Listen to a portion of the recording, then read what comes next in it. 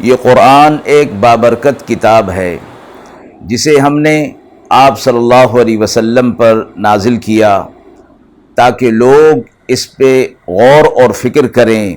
اور تاکہ اہل فہم اس سے نصیحت حاصل کریں۔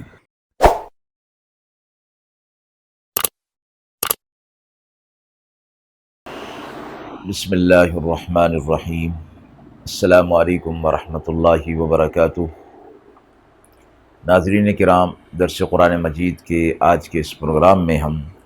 سورۃ الاعراف کی آیت نمبر 55 اور 56 کا ترجمہ اور تفسیر پیش کر رہے ہیں،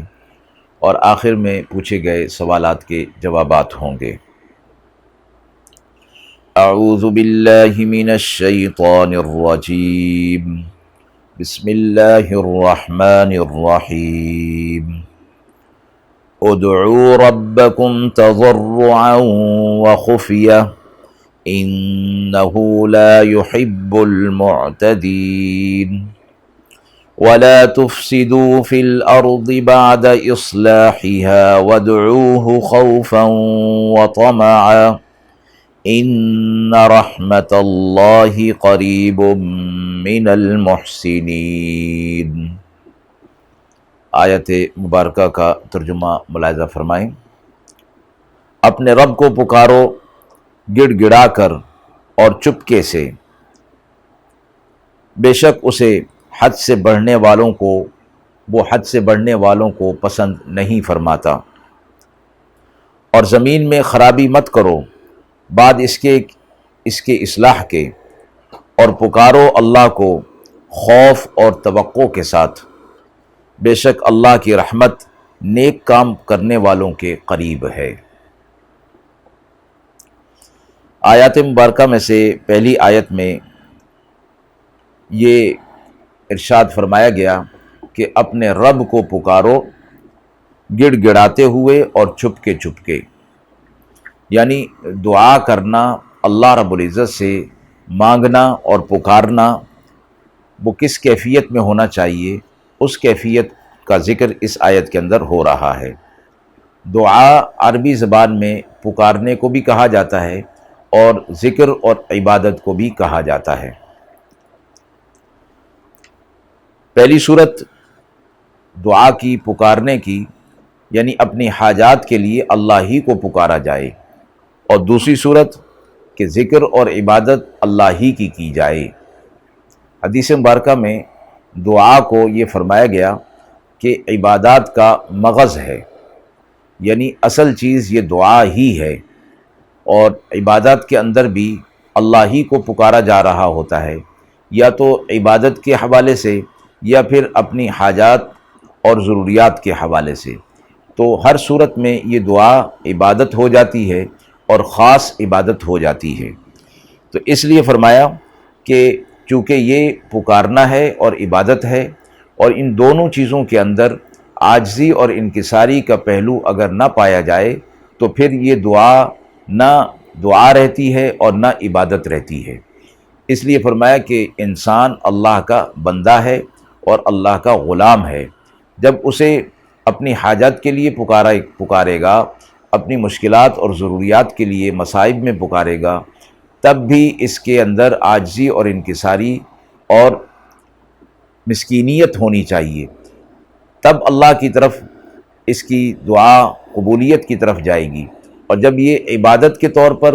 اللہ کو پکار رہا ہے، تب بھی اس کی عبادت کے اندر عاجزی اور انکساری ہونی چاہیے۔ تو فرمایا عبادات جتنی بھی دی گئی ہیں ان کے اندر ظاہری پہلو بھی یہی رکھا گیا ہے کہ انسان اللہ کے حضور میں عبادت کے لیے کھڑا ہوتا ہے تو قبلہ رخ ہو جاتا ہے، اپنے رخ کو اللہ کی طرف کر لیتا ہے، ہاتھ باندھ لیتا ہے اور سر کو، نگاہوں کو جھکا لیتا ہے، اور پھر زبان سے کلمات اللہ کی تعریف اور توصیف کے، اور پھر رکوع میں جانا، سجدے میں جانا کہ اپنی پیشانی کو زمین پر رکھ دیا، اللہ کے حضور میں عاجزی اور انکساری کی انتہا کو پہنچ گیا سجدے کی حالت میں، تو فرمایا کہ اس نے اپنے بندہ ہونے کا ثبوت دے دیا۔ تو اللہ کو پکارنا ہے تو دعا کے آداب گویا اس کے اندر یہ بتائے گئے ہیں کہ کس طرح پکارنا ہے۔ ایک تو عاجزی اور انکساری، اور دوسرا فرمایا کہ خفیہ طور پر، یعنی اپنی آواز کو پست رکھنا۔ ایک مرتبہ حضرات صحابہ اکرام اپنی آواز کو بلند کیے ہوئے تھے دعا میں، تو اللہ رب العزت کے رسول صلی اللہ علیہ وسلم وہاں تشریف لائے اور فرمایا کہ تم ایسے کو نہیں پکار رہے کہ جو نہ سنتا ہو یا تم سے دور ہو، وہ تو سنتا بھی ہے اور تمہارے قریب بھی ہے۔ اس لیے حضرات صحابہ اکرام، حضرت حسن بصری رضی اللہ تعالیٰ عنہ فرماتے ہیں کہ اعلانیہ اور بلند آواز سے دعا کرنے میں اور آہستہ یعنی پست آواز میں دعا کرنے میں 70 درجے کی فضیلت کا فرق ہے، یعنی کم آواز میں اور خفیہ طور پر دعا کرنے میں اس کی فضیلت زیادہ ہے بنسبت آواز سے دعا کرنے میں۔ اسی طرح فرمایا ذکر میں بھی خفیہ ذکر ہونا چاہیے، قلب کا ذکر ہونا چاہیے، زبان کا ذکر ہو لیکن آواز نہیں ہونی چاہیے۔ اور حضرات بزرگان دین، علماء، مفسرین، محدثین فرمایا کہ جب یہ ذکر کرتے ہیں، یہ دعا کرتے ہیں، تو اس میں ان کا بڑا مجاہدہ ہوتا ہے کہ ان کی کوئی آواز بھی نہیں سنتا، ان کی دعائیں صرف اللہ کے ساتھ ہوتی ہیں، اللہ کے سامنے ہوتی ہیں، اور کوئی انہیں پکارتے ہوئے یہ دعا کرتے ہوئے نہیں دیکھتا۔ یعنی ایسے اوقات کا وہ انتخاب کرتے ہیں، رات کے آخری پہر کا، اور حدیث مبارکہ میں یہ فرمایا گیا کہ یہ وہ وقت ہے کہ جب اللہ رب العزت سے جو دعا کی جائے تو اللہ رب العزت دعا کو قبول فرماتے ہیں۔ یعنی لوگوں کے آرام کا وقت اور غفلت کا وقت، اور ایسے وقت میں کوئی شخص اپنے آرام کو تج دے، آرام کو چھوڑ کر اللہ کے حضور میں آ جائے، تو اللہ حدیث مبارکہ میں آتا ہے کہ اپنے فرشتوں سے فرماتا ہے کہ یہ میرا بندہ اپنے آرام کو چھوڑ کر میرے سامنے کیوں گڑ گڑا رہا ہے؟ تو فرشتے کہتے ہیں کہ اللہ یہ تجھ سے تیرا فضل طلب کر رہا ہے۔ تو اللہ فرشتوں کو گواہ بنا لیتے ہیں کہ میرے فرشتوں تم گواہ ہو جاؤ کہ میرے بندے نے جو مانگا وہ میں نے اسے عطا کر دیا۔ تو خفیہ طور پر اور آواز کو پست رکھ کر عاجزی اور انکساری کے ساتھ دعا کو کیا جائے۔ اور اس کے بعد فرمایا کہ اللہ حد سے آگے بڑھنے والوں کو پسند نہیں فرماتا۔ دعا میں حد سے آگے بڑھ جانا یہی مراد ہے کہ آواز کو اونچا کر لینا اور پھر عاجزی اور انکساری کو نہ کرنا، یہ حد سے بڑھ جانا ہے۔ یا حد سے بڑھ جانا یہ بھی ہے کہ جو چیزیں عام طور پر انسانوں سے مانگی جاتی ہیں وہ اللہ رب العزت سے دعا کے طور پر مانگی جائے، یا کسی کے حقوق کے دبانے، کسی پر ظلم کرنے کی دعا مانگی جائے جو عمومی طور پر نہیں مانگی جاتی۔ اس قسم کی چیزوں سے اللہ کے حضور، اللہ کے حبیب صلی اللہ علیہ وسلم نے منع فرمایا ہے کہ یہ بھی تجاوز کی ایک صورت ہے۔ اگلی آیت میں فرمایا کہ وَلَا تُفْسِدُوا فِي الْأَرْضِ بَعْدَ إِصْلَاحِهَا، زمین پر اصلاح ہو گئی تو پھر تم فساد نہ کرو۔ مراد یہ ہے کہ اللہ رب العزت کی زمین جس پر اللہ کا قانون اور اللہ کی شریعت لاگو ہونی چاہیے، اللہ کے بندوں پر خود بھی اس پر عمل کرے، دوسروں پر بھی اللہ کی شریعت کو نافذ کرنے کی کوشش پوری زندگی اس کی رہنی چاہیے۔ تو اس چیز کو فساد فی الارض کہا گیا، یعنی جب اللہ کے حکموں کو زمین پر توڑا جائے، گناہ کیے جائیں، تو یہ زمین پر فساد کرنا ہے۔ تو اللہ نے فرمایا کہ زمین پر فساد نہ کرو،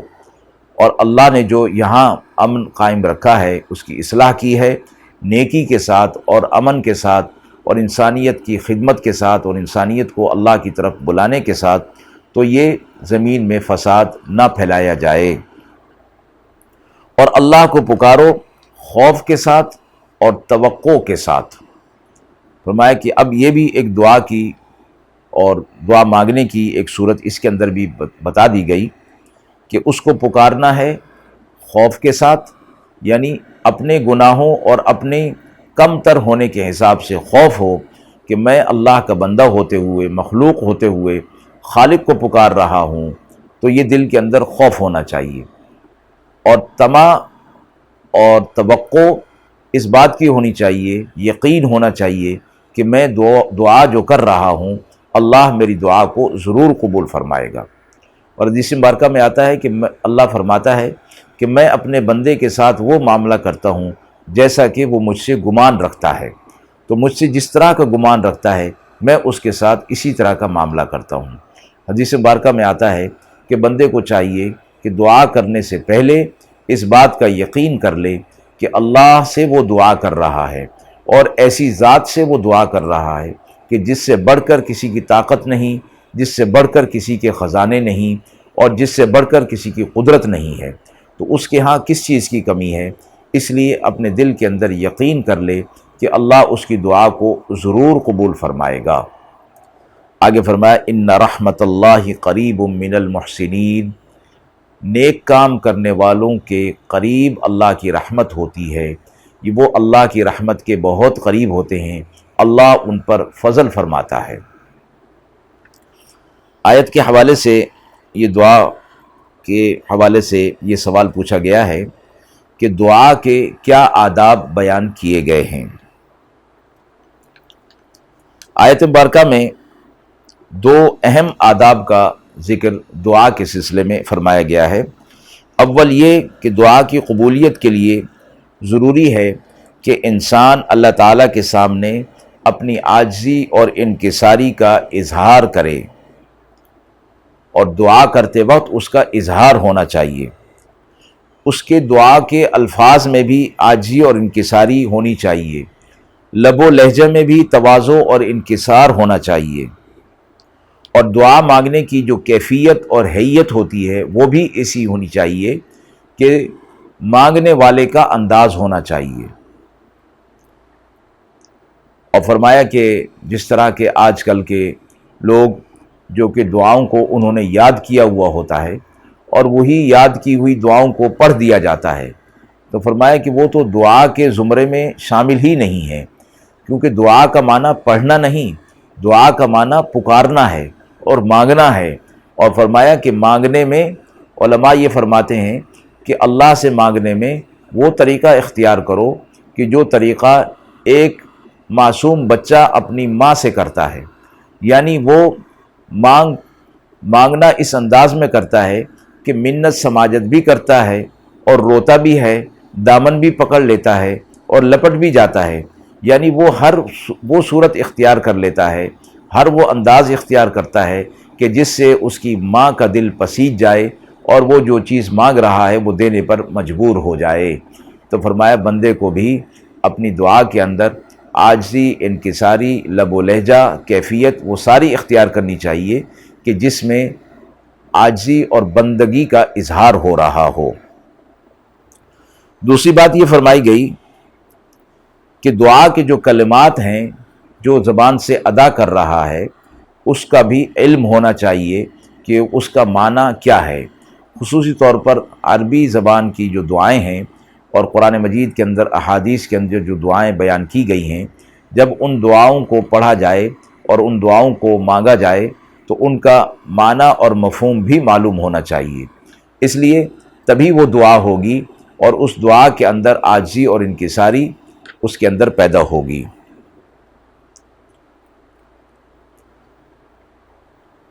اگر وہ اس کے معنی اور مفہوم کو سمجھے بغیر دعا کرے گا تو وہ دعا نہیں بلکہ دعا پڑھنا ہوگا، اور پھر دعا پڑھنے میں چونکہ معنی اور مفہوم سمجھ نہیں آ رہا، اس لیے اس کے اندر وہ چیز پیدا نہیں ہوگی کہ جو دعا کے اندر ہوتی ہے، یہ صرف ایک پڑھنا رہ جائے گا اور مطالبہ رہ جائے گا، اور اللہ سے مطالبہ کرنا کسی بندے کا کوئی حق نہیں ہے۔ البتہ دعا کرنا بندے کا حق ہے اور دعا ضرور کرنی چاہیے۔ اللہ رب العزت اپنے سے نہ مانگنے کو برا سمجھتے ہیں، اور جو اللہ سے مانگتا ہے اللہ اس سے محبت کرتے ہیں۔ دوسری چیز یہ بھی بیان کی گئی کہ دعا کا خفیہ اور آہستہ مانگنا افضل ہے، اور اس بات کا زیادہ امکان ہے کہ وہ قبولیت کی طرف جائے گی۔ اور دعا جب عاجزی اور انکساری کی جائے گی اور خفیہ مانگی جائے گی تو اس میں ریاکاری کا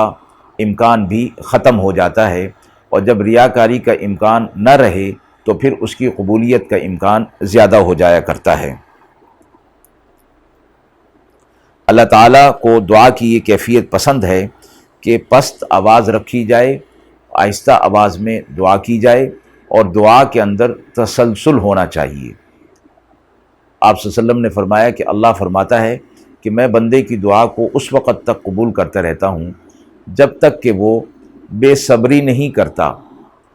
فرمایا گیا کہ بے صبری سے کیا مراد ہے؟ آپ صلی اللہ علیہ وسلم نے فرمایا کہ بے صبری سے مراد یہ ہے کہ اللہ اس کی دعا کو کسی مصلحت کے تحت جلدی قبول نہیں فرماتا،